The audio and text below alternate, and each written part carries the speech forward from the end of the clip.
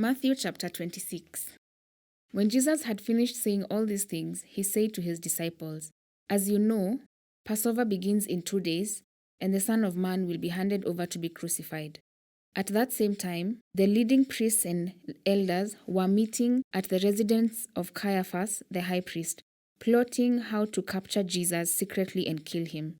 But not during the Passover celebration, they agreed, or the people may riot. Meanwhile, Jesus was in Bethany at the home of Simon, a man who had previously had leprosy. While he was eating, a woman came in with a beautiful alabaster jar of expensive perfume and poured it over his head. The disciples were indignant when they saw this. "What a waste," they said.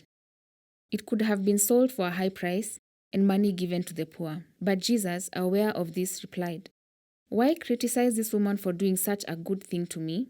You will always have the poor among you, but you will not always have me.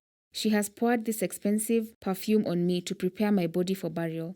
I tell you the truth, wherever the gospel is preached throughout the world, this woman's deed will be remembered and discussed." Then Judas Iscariot, one of the 12 disciples, went to the leading priests and asked, "How much will you pay me to betray Jesus to you?" And they gave him 30 pieces of silver. From that time on, Judas began to look for an opportunity to betray Jesus. On the first day of the festival of unleavened bread, the disciples came to Jesus and asked, "Where do you want us to prepare the Passover meal for you?" "As you go into the city," he told them, "you will see a certain man. Tell him, the teacher says, 'My time has come, and I will eat the Passover meal with my disciples at your house.'" So the disciples did as Jesus told them and prepared the Passover meal there. When it was evening, Jesus sat down at the table with the 12.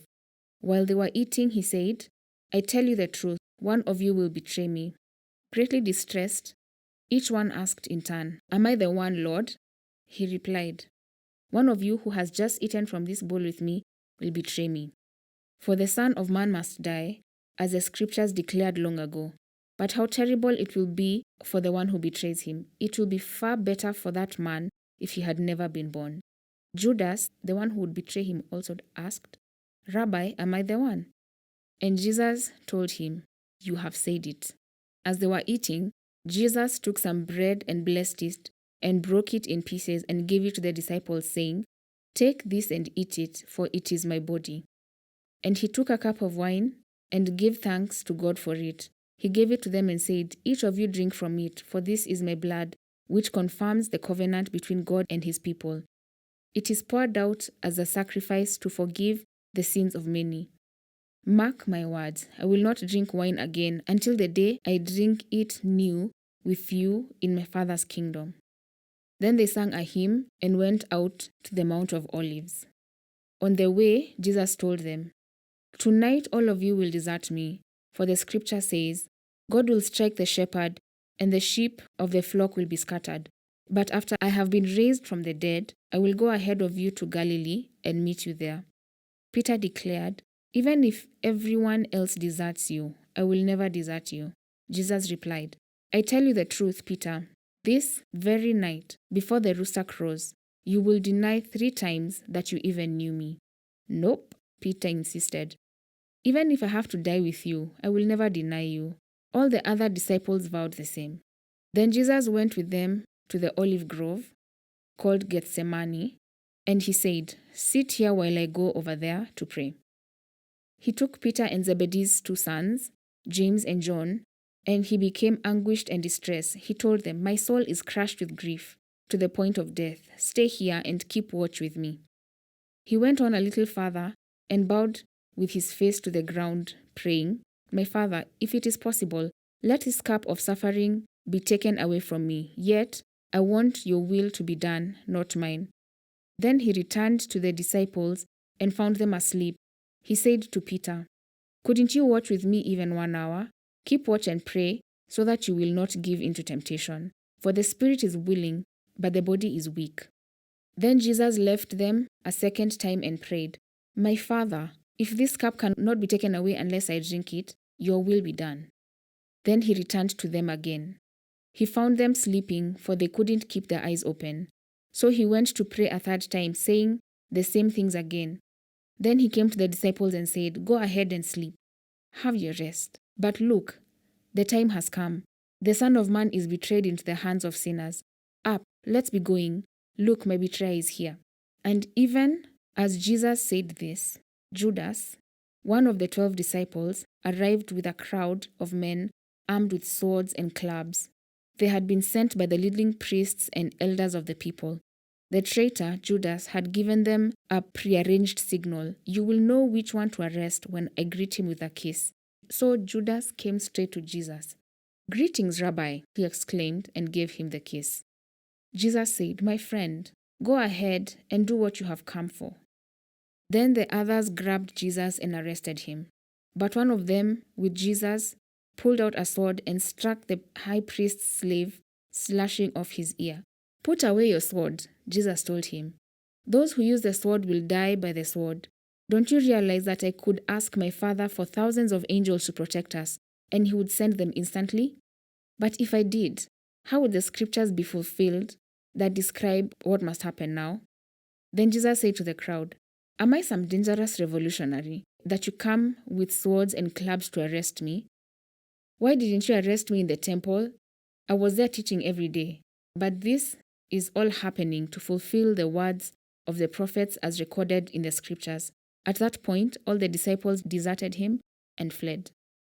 Then the people who had arrested Jesus led him to the home of Caiaphas, the high priest, where the teachers of religious law and elders had gathered.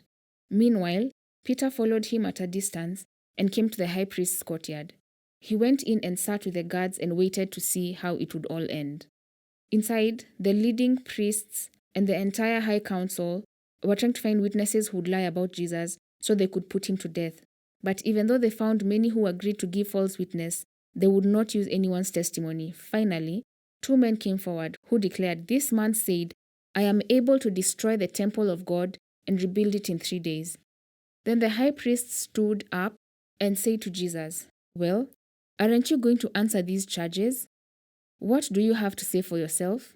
But Jesus remained silent. Then the high priest said to him, "I demand, in the name of the living God, tell us if you are the Messiah, the Son of God." Jesus replied, "You have said it. And in future, you will see the Son of Man seated in the place of power at God's right hand and coming on the clouds of heaven." Then the high priest tore his clothing to show his horror and said, "Blasphemy! Why do we need other witnesses? We have all heard his blasphemy. What is your verdict?" "Guilty," they shouted. "He deserves to die." Then they began to spit in Jesus' face and beat him with their fists. And some slapped him, jeering, "Prophesy to us, you Messiah. Who hit you that time?" Meanwhile, Peter was sitting outside the courtyard. A servant girl came over and said to him, "You are one of those with Jesus, the Galilean." But Peter denied it in front of everyone. "I don't know what you're talking about," he said. Later, out by the gate, another servant girl noticed him and said to those standing around, "This man was with Jesus of Nazareth." Again Peter denied it, this time with an oath. "I don't even know the man," he said. A little later, some of the other bystanders came over to Peter and said, "You must be one of them. We can tell by your Galilean accent." Peter swore, "A curse on me if I'm lying. I don't know the man." And immediately the rooster crowed. Suddenly Jesus' words flashed through Peter's mind. "Before the rooster crows, you will deny 3 times that you even know me." And he went away, weeping bitterly. Matthew chapter 27. Very early in the morning, the leading priests and elders of the people met again to lay plans for putting Jesus to death. Then they bound him, led him away, and took him to Pilate, the Roman governor. When Judas, who had betrayed him, realized that Jesus had been condemned to die, he was filled with remorse. So he took the 30 pieces of silver back to the leading priests and the elders. "I have sinned," he declared, "for I have betrayed an innocent man." "What do we care?" they retorted. "That's your problem." Then Judas threw the silver coins in the temple and went out and hanged himself. The leading priests picked up the coins.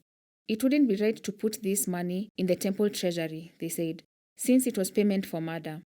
After some discussion, they finally decided to buy the potter's field, and they made it into a cemetery for foreigners. That is why the field is still called the Field of Blood. This fulfilled the prophecy of Jeremiah that says, "They took the 30 pieces of silver, the price at which he was valued by the people of Israel, and purchased the potter's field as the Lord directed. Now Jesus was standing before Pilate, the Roman governor. "Are you the king of the Jews?" the governor asked him. Jesus replied, "You have said it." But when the leading priests and the elders made their accusations against him, Jesus remained silent. "Don't you hear all these charges they are bringing against you?" Pilate demanded. But Jesus made no response to any of the charges, much to the governor's surprise. Now it was the governor's custom each year, during the Passover celebration, to release one prisoner to the crowd, anyone they wanted. This year, there was a notorious prisoner, a man named Barabbas. As the crowds gathered before Pilate's house that morning, he asked them, "Which one do you want me to release to you, Barabbas or Jesus, who is called the Messiah?" He knew very well that the religious leaders had arrested Jesus out of envy. Just then, as Pilate was sitting on the judgment seat, his wife sent him this message: "Leave that innocent man alone. I suffered through a terrible nightmare about him last night." Meanwhile, the leading priests and elders persuaded the crowd to ask for Barabbas to be released and for Jesus to be put to death. So the governor asked again, "Which of these two do you want me to release to you?" The crowd shouted back, "Barabbas." Pilate responded, "Then what should I do with Jesus, who is called the Messiah?" They shouted back, "Crucify him." "Why?" Pilate demanded. "What crime has he committed?" But the mob roared even louder, "Crucify him." Pilate saw that he wasn't getting anywhere and that a riot was developing. So he sent for a bowl of water and washed his hands before the crowd, saying, "I am innocent of this man's blood. The responsibility is yours." And the people yelled back, "We will take responsibility for his death, we and our children." So Pilate released Barabbas to them. He ordered Jesus flogged with a lead-tipped whip, then turned him over to the Roman soldiers to be crucified. Some of the governor's soldiers took Jesus into their headquarters and called out the entire regiment. They stripped him and put a scarlet robe on him. They wove thorn branches into a crown and put it on his head, and they placed a reed stick in his right hand as a scepter. Then they knelt before him in mockery and taunted, "Hail, King of the Jews!" And they spit on him and grabbed the stick and struck him on the head with it. When they were finally tired of mocking him, they took off the robe and put his own clothes on him again. Then they led him away to be crucified.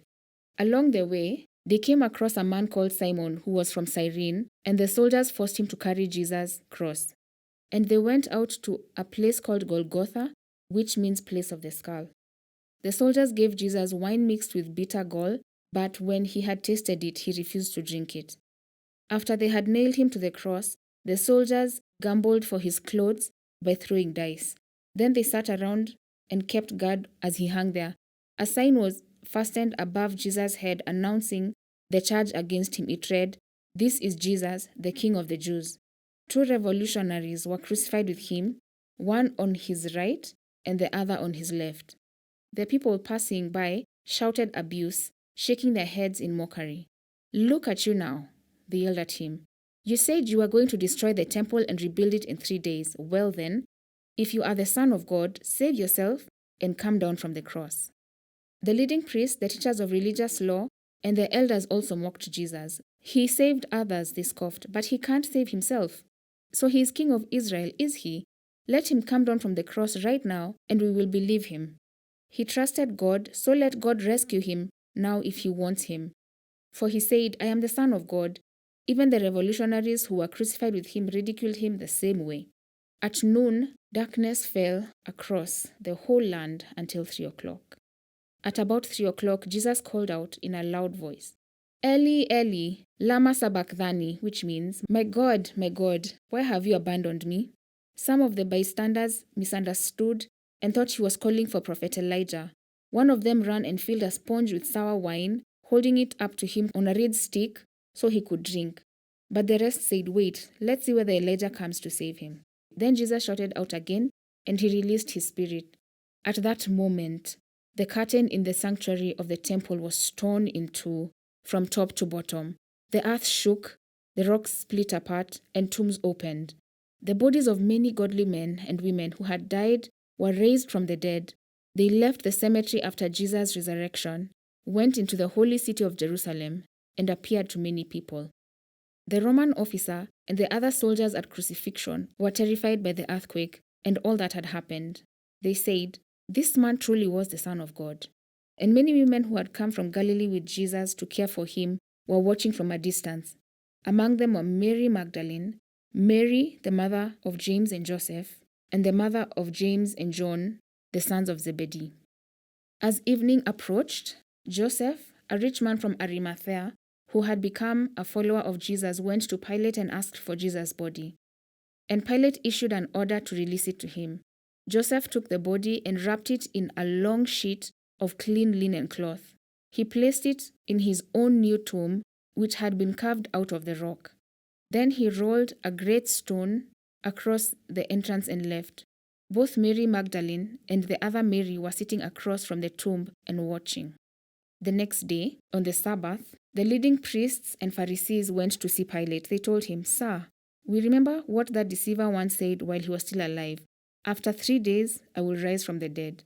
So we request that you seal the tomb until the third day. This will prevent his disciples from coming and stealing his body and then telling everyone he was raised from the dead. If that happens, we'll be worse off than we were at first." Pilate replied, "Take guards and secure it the best you can." So they sealed the tomb and posted guards to protect it. Matthew chapter 28. Early on Sunday morning, as the new day was dawning, Mary Magdalene and the other Mary went out to visit the tomb. Suddenly, there was a great earthquake, for an angel of the Lord came down from heaven, rolled aside the stone and sat on it. His face shone like lightning, and his clothing was as white as snow. The guards shook with fear when they saw him, and they fell into a dead faint. Then the angel spoke to the women. "Don't be afraid," he said. "I know you are looking for Jesus who was crucified. He isn't here. He is risen from the dead, just as he said would happen. Come, see where his body was lying. And now go quickly and tell his disciples that he has risen from the dead, and he is going ahead of you to Galilee. You will see him there. Remember what I have told you." The women ran quickly from the tomb. They were very frightened, but also filled with great joy, and they rushed to give the disciples the angel's message. And as they went, Jesus met them and greeted them. And they ran to him, grasped his feet, and worshipped him. And Jesus said to them, "Don't be afraid. Go tell my brothers to leave for Galilee, and they will see me there." As the women were on their way, some of the guards went into the city and told the leading priests what had happened. A meeting with the elders was called, and they decided to give the soldiers a large bribe. They told the soldiers, "You must say, 'Jesus' disciples came during the night while they were sleeping, and they stole his body.' If the governor hears about it, we'll stand up for you so you won't get in trouble." So the guards accepted the bribe and said what they were told to say. Their story spread widely among the Jews, and they still tell it today. Then the 11 disciples left for Galilee, going to the mountain where Jesus had told them to go. When they saw him, they worshipped him, but some of them doubted. Jesus came and told his disciples, "I have been given all authority in heaven and on earth. Therefore go, make disciples of all nations, baptizing them in the name of the Father and the Son and the Holy Spirit. Teach these new disciples to obey all the commandments I have given you. And be sure of this, I am with you always, even to the end of the age."